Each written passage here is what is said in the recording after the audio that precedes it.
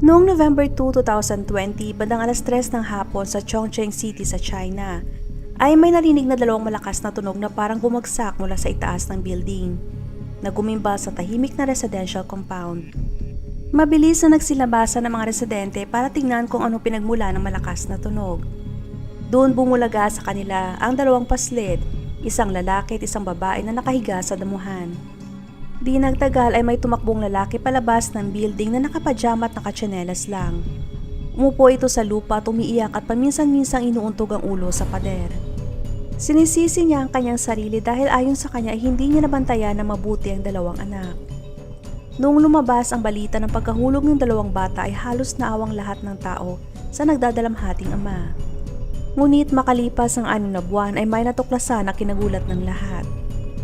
Bago ko umpisahan ang kwento natin ngayong araw ay nais ko munang i-shoutout si Medel Talon 5129 ng Kuwait, The Maria 1104 from Japan, at si V World Cyprus. Maraming salamat! At para naman sa mahilig sa mga horror stories, you may subscribe to this channel Creep and Crawlers.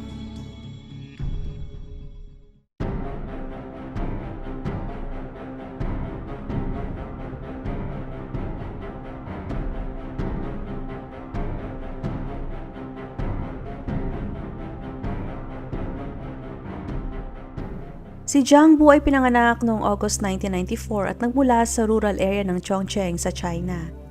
Mula sa mahirap na pamilya at lumaki kasamang kanyang nakakatandang kapatid na babae. Namatay ang kanyang ama dahil sa cancer noong nasa 20 years old si Jiang.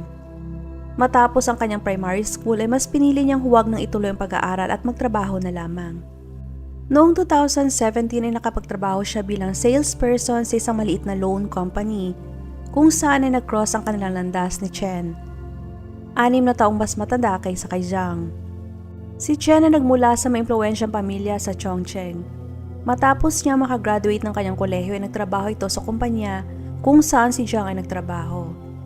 Nagkamabutihan silang dalawa at agad na naging magkarelasyon. Matapos lamang na 3 buwan ay nabuntis si Chen. Hindi tanggap ng pamilya ni Chen si Jiang dahil sa wala itong tinapos at nagmula sa mahirap na pamilya.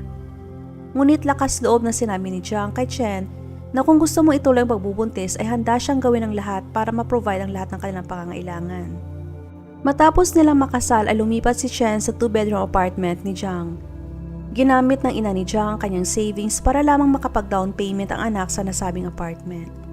Habang si Jiang naman ang bahala sa monthly payment. Isa yon sa tradisyon at kinaugulian ng mga Chinese na ang mga magulang ang siyang nagbabayad at nagbibigay ng bahay sa kanilang mga anak pagkatapos nito makagraduate sa kolehiyo o bilang regalo bago ito mag-asawa. Ngunit minsan ay may mga magulang na doon na rin maninirahan at madalas pa ay nagkakaroon ng conflict dahil sa pangingialam nila sa buhay may asawa ng mga anak. Matapos ng kanilang kasal, ang ina ni Jiang ay doon nga nanirahan sa apartment kasama nila. Ngunit agad na nagbagong ugali ni Jiang. Wala na ito halos oras kay Chen at lagi na lang itong umuwi ng 10 oras ng gabi. Hindi rin magkasundo si Chen at ang ina ni Jiang. Ayaw ni Chen ang ugali ng kanyang biyanan dahil sa masakit itong magsalita at madalas ito nagpapatulog ng mga kamag-anak na lalaki ng ilang araw sa kanilang apartment. Di nagtagal ay nagdesisyon na si Chen na lumipat na lang ito pabalik sa bahay ng kanyang mga magulang. Noong March 2018 ay pinanganak ni Chen ang kanilang panganay na anak na babae na si Shui Shui. Ngunit ni minsan ay hindi man lang nagawa ni Jiang na palitan ang diaper ng anak o alagaan man lang ito paminsan-minsan. Dahil sa mas gusto niya ng anak na lalaki kaysa sa babae. 1 buwan lamang na ipinanganak si Shui Shui ay di inaasahang nabuntis ulit si Chen. Sa kabila ng maliit na sahod ni Jiang ay nagawa pa nitong ipagmalaki ang kanyang mamahaling damit at humingi pa ito kay Chen ng sinturon na Gucci. Nanghiram ng pera si Chen para lamang maibili ng sinturon na hinihingi si Jiang. Kalaunay na napagdesisyonan ni Jiang na magtayo ng sariling kumpanya kasama ang mga kaibigan. Inubos niya ang credit limit ng credit card ni Chen at nanghiram pa ng pera sa mga magulang nito. Nung nagumpisa ng maitayo ang kumpanya ay agad na bumili si Jiang ng mamahaling sasakyan. Gusto niyang ipakita sa mga tao na siya ay isang matagumpay na business owner, may mamahaling mga damit at nagmamaneho ng isang luxury car. Ngunit halos hindi ito naglalabas ng pera sa kanyang asawa at anak. Niwala rin siyang oras para sa kanyang mag-ina. At noong January 2019 ay pinanganak ang kanilang bunsong anak na lalaki na si Roy Roy. Doon na nagdesisyon si Chen na bumalik na sa apartment ni Jiang. Noong nagkasakit si Roy Roy nung 4 na buwan pa lamang ito, ay tumagal ito ng halos 1 linggo sa hospital at halos 2 beses lang ito binisita ni Jiang at lagi namamadaling umalis. At pag may sinasagot itong tawag ay lumalabas ito sa hallway para hindi marinig kung sinong kausap niya. At tanging si Chen at ina nito ang salita na nagbabantay sa bata sa hospital. Nung nakalabas na si Roy Roy sa hospital ay wala nang sinayang panooras si Jiang. Agad niyang sinabi kay Chen na gusto na niyang makipag-divorce. Sinabi niya kay Chen na magkaiba ang kanilang gusto sa buhay. Ang gusto ni Chen ay simpleng buhay at kasamang kanilang pamilya.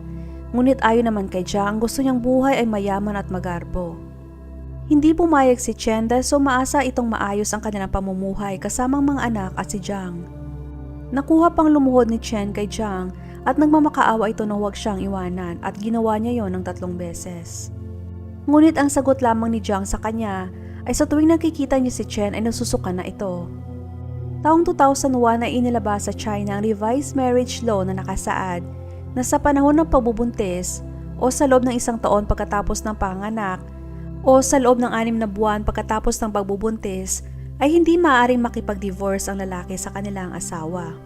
Kaya kinakailangan muna ni Jiang na mag-antay ng mag-1 taon si Roy Roy bago tuluyang makipag-divorce kay Chen. February 2020 matapos mag-1 taon ang kanilang anak na si Roy Roy ay nagdesisyon na si Jiang at Chen na ituloy na ang kanilang divorce. Napagkasunduan nila na kay Chen ang custody ng 2 bata. Ngunit mananatiling sa pangangalaga muna ng ina ni Jiang si Roy Roy hanggang sa mag-6 na taong gulang ito.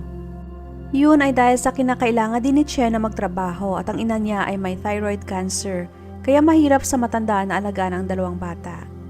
At pag nag-6 na taon na si Roy Roy ay doon na ito titira sa bahay nila Chen. Napagkasunduan din nila na sa loob ng 10 taon ay kinakailangan ni Jiang na magbigay ng $120,000 bilang child support. Mahigit 1 taon ang nakakalipas, noong November 2, 2021, ay nakatanggap si Chen ng tawag mula sa ina ni Jiang at sinabing nahulog mula sa 15th floor ang kanilang 2 anak. Hysterical na pumunta si Chen sa hospital at tumaas ang buhay pa ang mga anak. Ngunit sinalubong agad siya ng masamang balita mula sa doktor at sinabing walang nakaligtas ni isa sa mga anak. Nung in-interview si Chen ay sinabi niya nakitaan na niya ng kakaibang galaw si Jiang nung nasa hospital pa lang si Roy Roy. Sa umpisa, ang konklusyon ng mga pulis ay aksidenteng pagkahulog ng 2 bata. Ngunit may kakaibang hinala ang ina ni Chen sa mga kinikilos ni Jiang bago nangyaring insidente. Ayon sa kanya ay sinundo ni Jiang ang anak nila na babae sa bahay nila Chen para ipag-shopping sa unang pagkakataon. Nakitaan ng ina ni Chen na may kakaiba talaga sa kay Jiang kaya inutusan niya si Chen noong mga panahong yon na sumama. Kasunod noon ay humiling ulit si Jiang na doon muna matulog sa kanila si Shui Shui para makasama naman niya ang kanyang kapatid. Pumayag na si Chen noong mga oras na yon dahil iniisip niya na kasama naman ang mga bata ang kanilang lola sa bahay. Ngunit nangyari ang aksidente sa kasunod lang na araw. Matapos magsagawa ng investigasyon ng mga pulis, ay nakita nilang imposible si 1 taong gulang na bata na makaakyat sa window sill. At imposible ding mabuhat ang 2 taong gulang 1 taong bata na makaakyat sa bintana. Wala ring nakitang fingerprints o footprints sa windowsill o sa bintana mismo. Bilang resulta ay dinala ng mga pulis si Jiang sa police station. Doon na nalaman na may bagong girlfriend pala si Jiang. Katunayan ay nakilala ni Jiang kanyang bagong girlfriend na si Ye Chengchen nung buntis pa lamang si Chen kay Roy Roy. Nagkakilala sila sa isang dating app at nagpakilala si Jiang na binata kay Ye. Matapos ng ilang beses nilang mag-date ay nalaman ni Ye na may anak at asawa pala si Jiang, ngunit mas pinili niyang ituloy ang kanilang relasyon. Bago pa man na-finalize ang divorce nila Chen ay nag-post na si Jiang ng kanilang litrato ni Ye sa kanyang WeChat. Ang WeChat ay ang kadalasang ginagamit sa China na makipag-communicate sa ibang tao, kahalintulad din ito ng WhatsApp. Si Ye ay nagmula sa mayamang pamilya. Ang kanyang pamilya ay nagmamay-ari ng isang maunlad na local food enterprise. Sa panahon ng interogasyon at dala na rin ng matinding kaba at pressure, ay inamin ni Jiang na siya mismong humulog sa 2 anak mula sa 15th floor. Gayunpaman ay pinanindigan niya na hindi siya ang mastermind sa likod ng insidente. Tinuro niya si Ye bilang mastermind, saad niya na tinatakot siya ni Ye na hindi niya gagawin yon sa kanyang mga anak. Dahil ayon sa kanya ay ayaw ni Ye sa kanyang mga anak. Nahadla ang 2 bata sa kanilang relasyon. Kasunod noon ay si Ye naman ang ininterrogate ng mga pulis, ngunit mariin niyang itinanggi na may kinalaman siya sa nangyari. Nakita din ng mga pulis ang binura nilang messages na umabot sa 17,000 messages sa WeChat. Napag-alaman din na 9 na buwan na nilang pinagplaplanuhan kung paano patayin ang 2 bata. Ayon kay Ye ay ayaw ng kanyang mga magulang na makapag-asawa siya ng may anak, kaya kinakailangan nilang gumawa ng paraan para mawala ang mga bata. Noong una ay hindi pumayag si Jiang at yun ang naging dahilan kaya naghiwalay sila. Ngunit di nagtagalan nag-message ulit si Jiang kay Ye para makipagbalikan. Ngunit nang matigas si Ye at sinabing hindi niya matatanggap ang isang lalaking divorce at may mga anak. Dagdag pa niya na kahit na magkaroon pa sila ng maraming pera sa hinaharap ay ayaw pa din niya na may anak. Ang gustong mangyari ni Ye ay mawala na ng tuluyan ang mga bata. Nung una ay nagdadalawang isip pa si Jiang, ngunit sinabi sa kanya ni Ye na kung gagawin niya yon ay doon niya mapapatunayan kung gaano siya kamahal ni Jiang. Ayon pa kay Ye na kung wala na ang mga bata ay magpapakasal sila kaagad. Tinuruan din niya si Jiang kung saan ihuhulog ang 2 bata at doon ay sa bintana ng kwarto ng ina ni Jiang. Marami silang ginawang plano sa kung paano nila mapatay ang 2 bata. Ang una nilang plano ay isama ni Jiang ang 2 bata sa sasakyan at sadyaing ihulog sa tubig para malunod ang 2. Ngunit hindi yun natuloy dahil sa usapang car insurance. Si Ye ang siyang nagtutulak kay Jiang na gawin na ang kanilang plano. At dumating ang November 1. Nasa bahay nila Jiang 2 bata kasama ng kanilang lola kaya nahirapan itong maisagawa ang plano. Kasunod na araw, November 2, ay hindi pumasok sa trabaho si Jiang. At dahil nasa bahay lang siya ay umalis ang kanyang ina para maglaro ng mahjong. Kaya naiwan si Jiang sa 2 bata. Noong mga oras na yun ay halos 2 oras na sila magka-video call ni Ye. Itinutulak na siya ni Ye na gawin na ang mga plano dahil sa nag-aalangan pa si Jiang na gawin.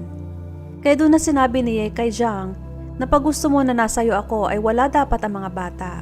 At kung gusto mong nasayo ang mga anak mo ay mawawala ako sayo. Pagkatapos noon ay agad na kumuha ng razor si Ye at sinugatan niya ang kanyang Nung nakita ni Jiang na maraming dugo ay agad itong nagdesisyon. Kinuha niya kaagad ang 2 anak at sabay na itinapon mula sa kanilang unit sa 15th floor. Pagkatapos noon ay nag-transfer kaagad ng pera sa WeChat account ni Jiang si Ye para reward sa ginawa nito.